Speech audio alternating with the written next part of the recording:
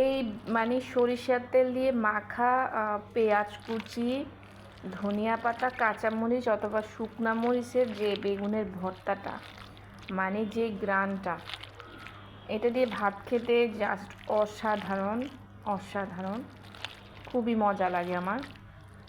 বন্ধুরা, তোমরা কে কোথা থেকে ভোট দিবা অবশ্যই অবশ্যই জানাবা।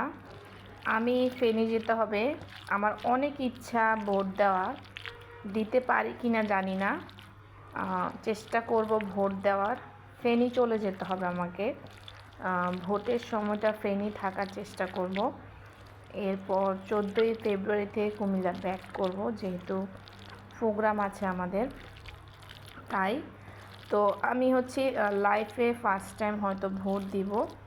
যদি আব্বু আমার সাথে যায় তাহলে আমাদের এলাকায়, যদি আমার বাবা আমার সাথে যায় তাহলে দিব ইনশাল্লাহ ভোট।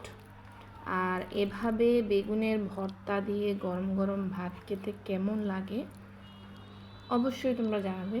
থ্যাংক ইউ সবাইকে।